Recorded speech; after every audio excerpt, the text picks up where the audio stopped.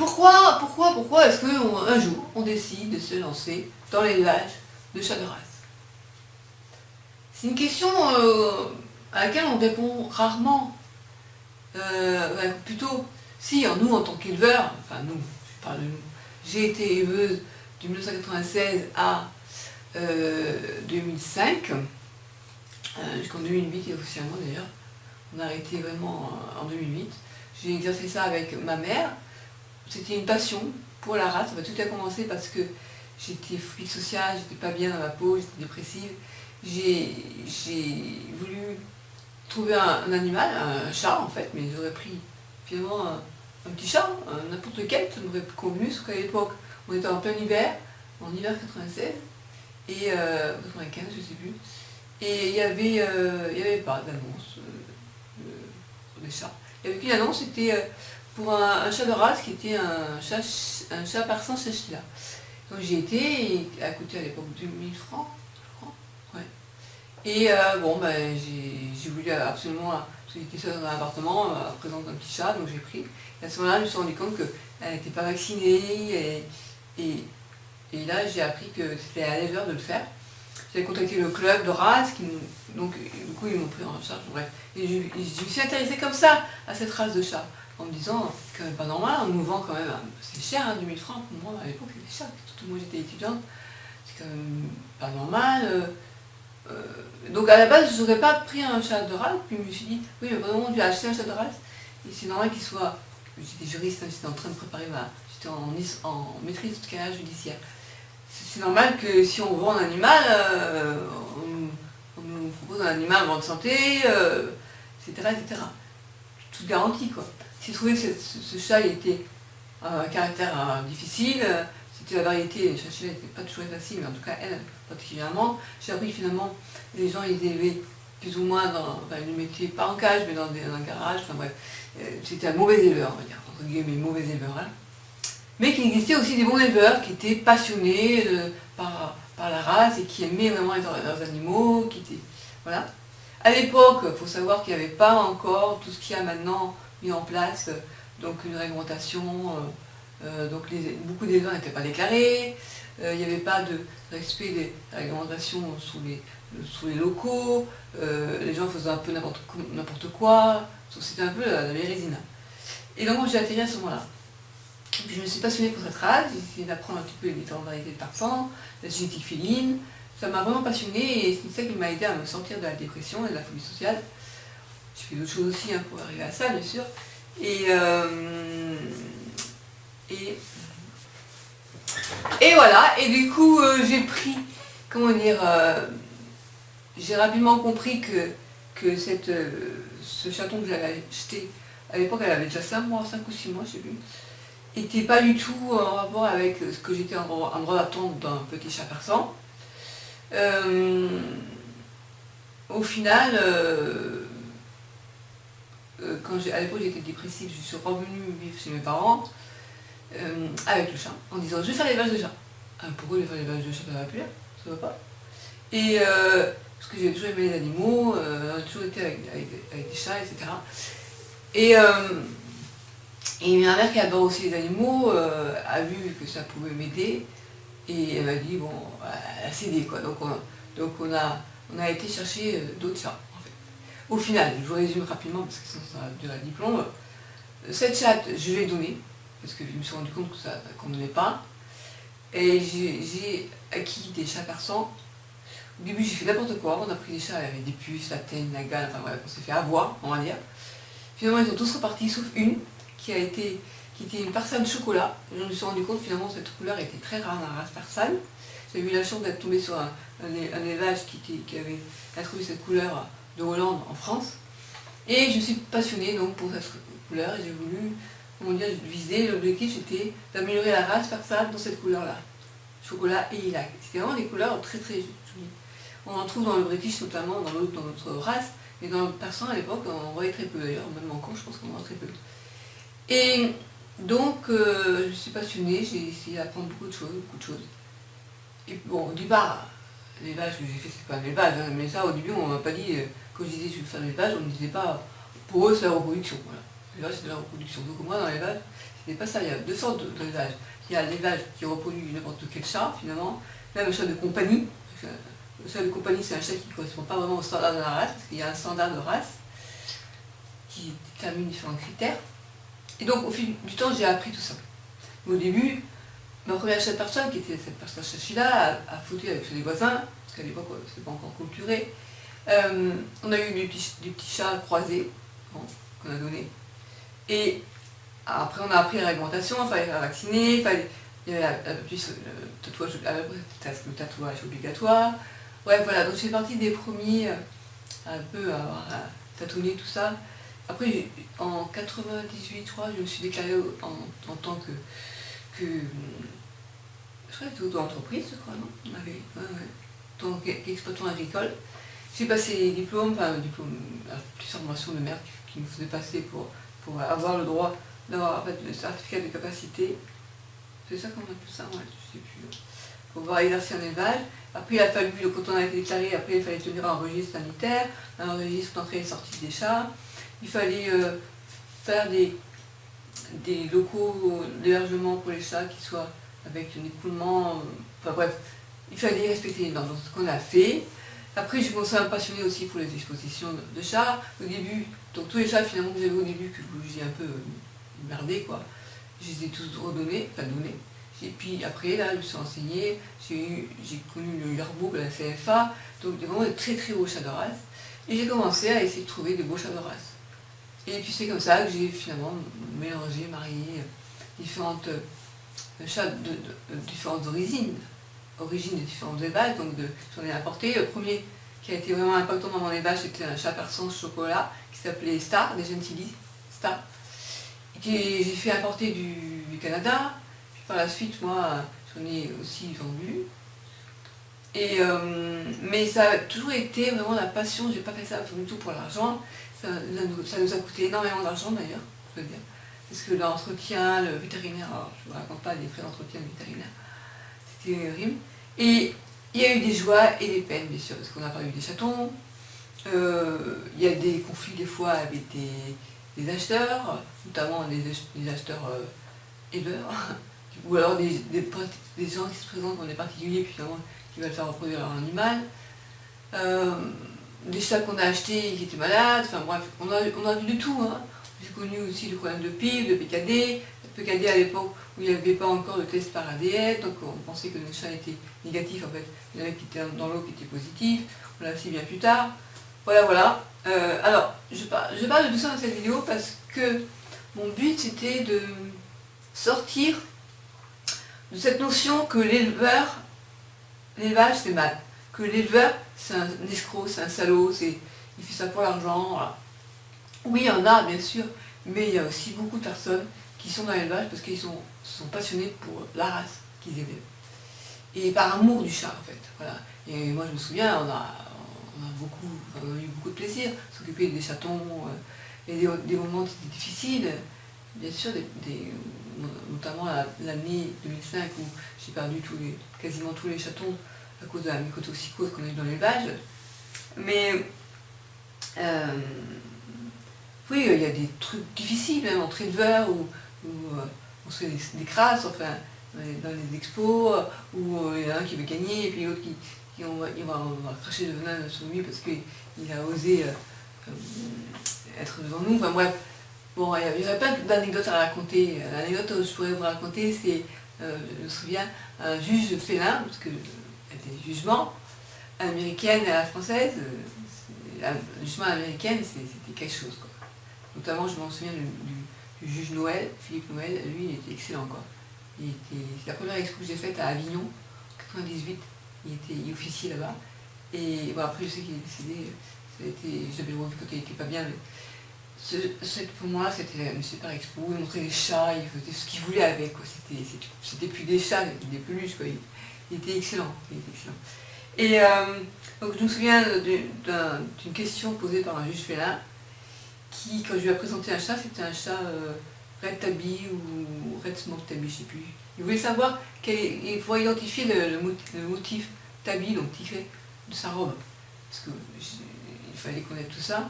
Et il m'avait dit, quand vous lavez votre chat, c'est qu'on lavait les chats. Quand on allait en exposition, il fallait qu'ils soient, on les lavait, on les préparés pour les expos, comme pour les chiens.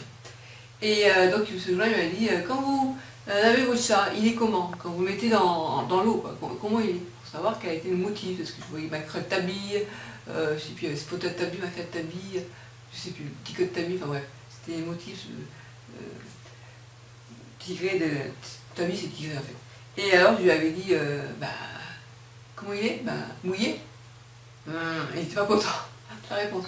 Voilà, bon, bref, j'ai eu beaucoup de joie et en même temps, c'est difficile. Alors bien sûr, on n'amenait pas n'importe quel chat en expo. Les chats qui ne se laissaient pas manipuler, on les laissait chez nous tranquilles, quoi. Mais moi, j'ai fait beaucoup d'expos avec ma personne Rare Beauty, et qui a été championne internationale, qui est devenue, à force des expos, elle était de couleur lilac, puis elle était un caractère fabuleux, quoi. Fabuleux, fabuleux. Et c'était vraiment la passion, la passion. À tel point que, voilà, quand on me connaissait à l'époque, je parlais que de ça, quoi. C'était vraiment la passion, ça m'animait tellement que...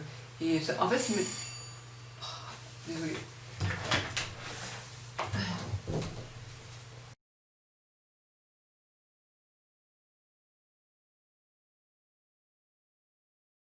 Quand Jacques est arrivé, il était...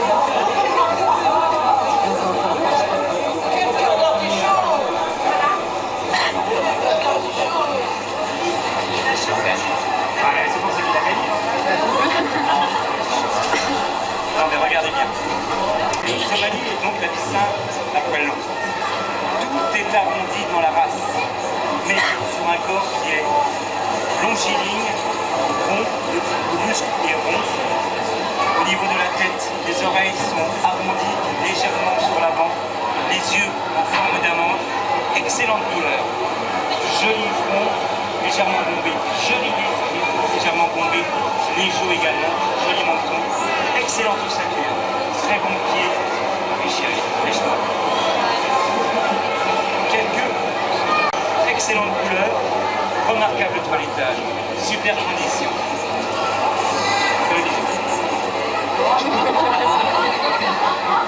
Son meilleur semestre.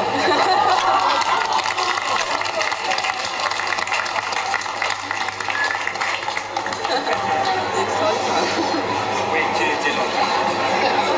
Elle était... Il faut un vainqueur.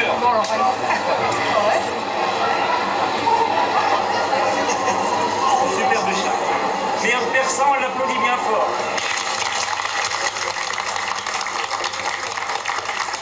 Meilleur Somalie.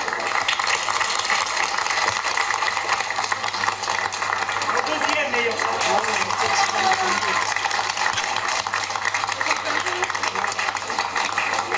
Et le meilleur.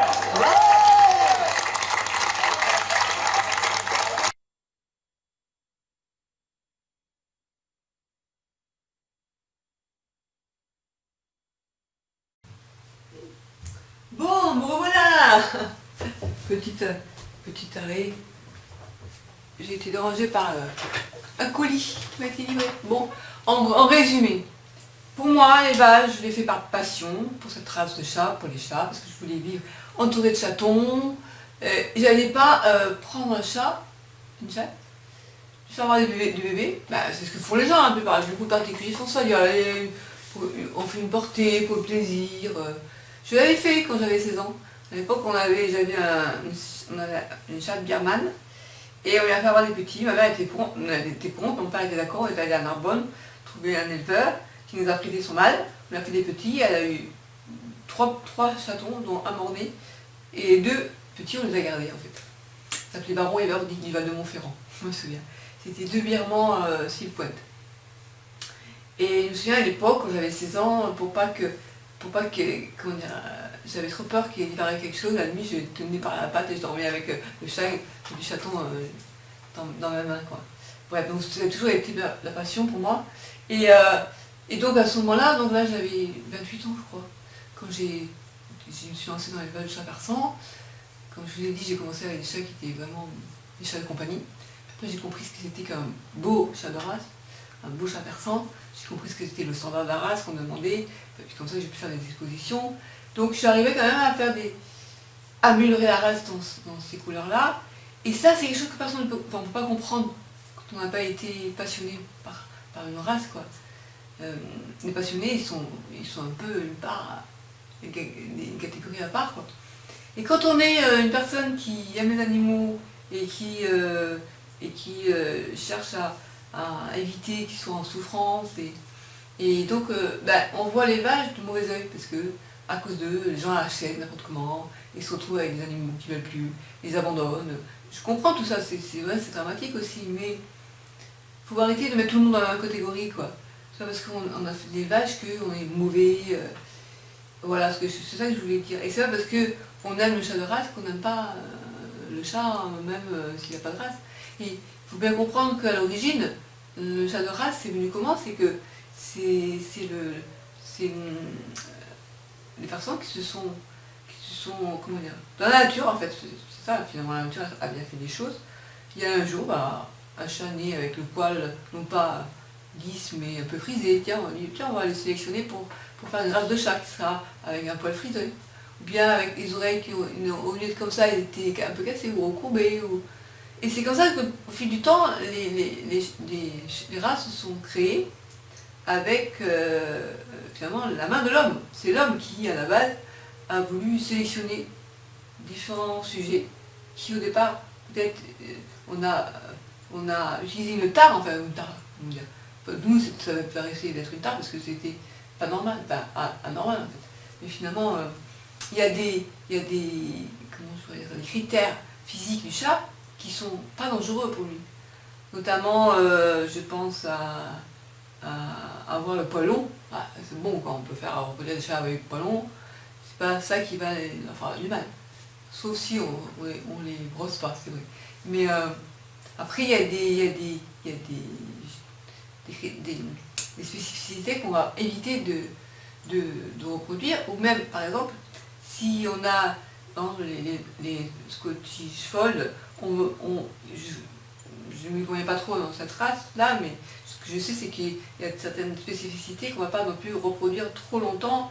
Il y a le problème de consanguinité, il y a le problème de ce qui pourrait devenir des tares finalement, des tares, des critères qui ne sont pas comment dire, il faut user avec précaution en fait la génétique. Mais ça me passionnait vraiment. Moi, j'étais passionnée je pourrais encore vous dire, de quelle couleur seront mes chatons. Connaissant la couleur de robe des motifs de robe des parents, je pouvais déterminer de quelle couleur seraient les chatons. C'était passionnant, voilà, je me suis passionnée. Donc, d'être critiqué par des gens qui disent ouais c'est dégueulasse, c'est n'importe quoi, je comprends aussi que si on s'occupe des chats errants et qu'on se rend compte de la misère qui existe, je veux dire à côté de ça il y a un marché qui se fait en parallèle, on est déclaré, c'est pas bien. À un moment il a fallu assainir l'élevage et c'est très bien, j'étais tout à fait contente parce qu'il y avait des abus qui étaient faits, je veux dire. Je me suis retrouvée un jour, je sais parce que j'ai connu le début, c'est une éleveuse qui était, pas déclarée, qui était étudiante en fait, et elle avait emmagasiné des chats chez elle dans un appartement, en cage. Voilà. Et ça, bien sûr, j'ai acheté des chats chez elle. Et je ne l'ai pas dénoncé, mais ça m'a tenté en fait. Mais je ne l'ai pas fait. Et c'était malheureux quoi. Et je me souviens, ma mère, ça l'a fait choquer, elle m'a dit, t'as vu la chatte là? Elle l'a mis dans la cage, elle disait que, parce qu'elle avait voulu sauter de la fenêtre, du coup elle s'était cassée la patte et tout, du coup elle était dans une cage. Je me suis dit, ah oui, non mais ça c'est pas normal. C'est pas normal. On pouvait mettre des chats dans les cages, des chatons, quand ils sont tout petits, pour éviter qu'ils partent partout, mais sinon, ou alors durant les journées d'expo. Bref, voilà, donc ce que je voulais dire, c'est que, pas parce qu'on a été éleveur un jour, que on n'aime pas tous les chats, et que c'est juste qu'on se fait pas un jour, à un moment donné, on s'est passionné pour une race. Voilà. Et ça, il faut comprendre, quand on est passionné, c'est quelque chose, Ouais, j'étais content d'avoir fait cette vidéo, parce que je pense que vous avez dû le ressentir. Bon, maintenant, je veux plus d'animaux, parce que c'est une responsabilité, je ne m'en sens pas capable, du fait de mon état de santé. Mais Je veux pas non plus qu'on critique des gens qui ont une passion pour l'élevage, à condition qu'ils fassent bien les choses.